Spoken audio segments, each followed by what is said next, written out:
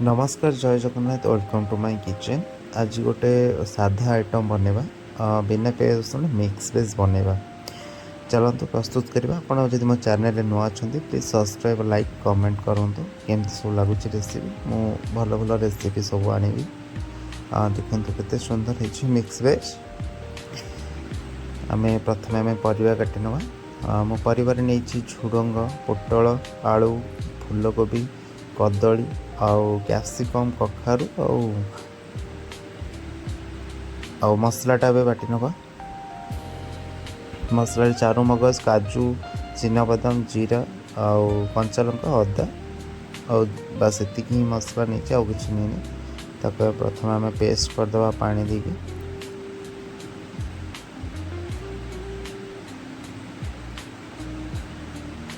ताको भलसे आम पूरा मीन भाया बाटीदवा पूरा।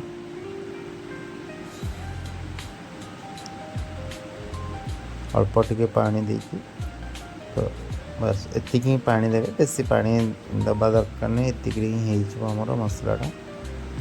तापर आम चुली एटा रोषे करवा।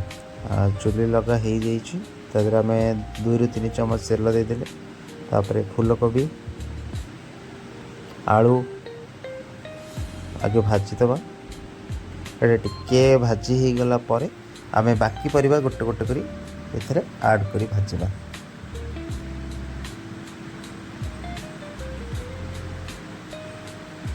अल्प टिके लुण पकईदेली कहीं आलू कोबीटा आगे पकईली तो सैटा सीझापे टिके अधिक समय निए। तो से हलदी टिके पकई देछि गोटे पिंच हलदी पकई देछि। लुण अल्प पकई देछि बेसी भी लुण देनी हल्का लुण देछि। तापर पोटलटा ऐड कली एथिरे पोटल आ झुडंग एथिरे ऐड करदेली।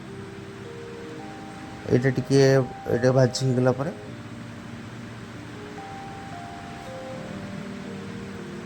आधे एक्चुअली मु सजना छुई पकया कथा बट सजना छुई नथिला। आपण माने सजना छुई ऐड कर परिबे।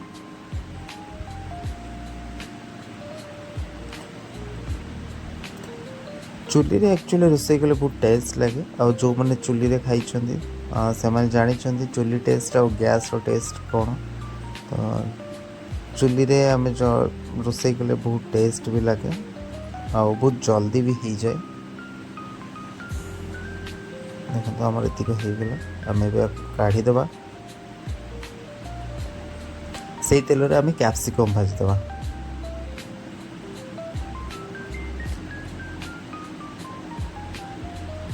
कैप्सिकमटा मु अलग ये भाजिली कहीं कैप्सिकम आ सब परिवा केतोले सीझिबो जाना पड़ेनी। कैप्सिकमटा बहुत जल्दी सीझी जाए तो से बेसी सीझेबी से अलग भाजिली। एबे मु कदली आगे पकईली। कैप्सिकम काट सारा पर कदली भजा है। कदली टिके भाजी गला पर मु पकईली कखारू।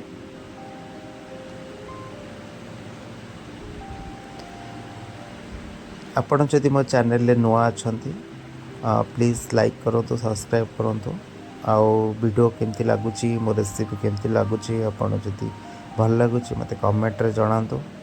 मत बहुत खुशी लगे। आठू भल भल नुआ नुआ रेसिपी सब आपन को जीक देसी आइटम सब आनिकी आपण पाखे पहुँचेबी। देखो कखारू भाजी गला मुझे ऐड करी मूला। मो परिवा काटिला बेले से मूलाटा कहीपरिनी। यहाँ मूलाटा काटी व्हाइटा मूला होगला आमर।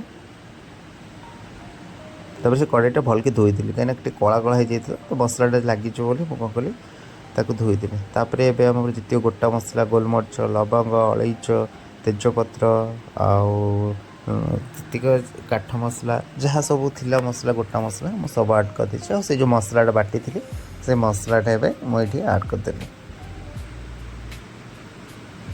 आपको बेसी आम कषानी मसलाटा बेसी कषानी कहीं काजूटा और चारू मगजटा पड़ी से बेसी भाजी देले पितुलिया लगे।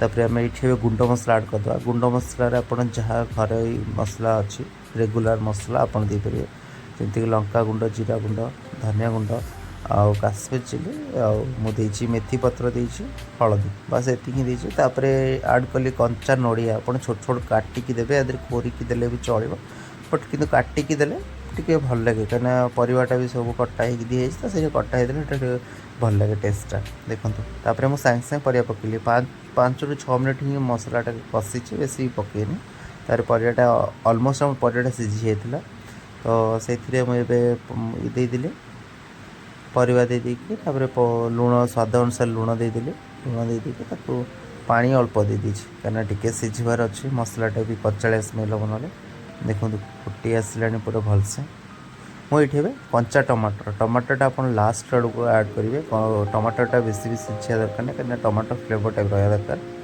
तो टमाटरटा एति ही पकई देखो टमाटर 2टा आप मीडियम साइज टमाटर 2टा आ पनीर मुझे नहीं 100 ग्राम पनीर नहीं छोट छोट काटी देती पीस पीस करके बस एतिकी हम रेडी बहुत कम समय 10 ରୁ 15 मिनट 20 मिनट भितर आपणकर रेसिपी रेडी हो बनातु खातु आ मत जनातु थैंक यू रही जय।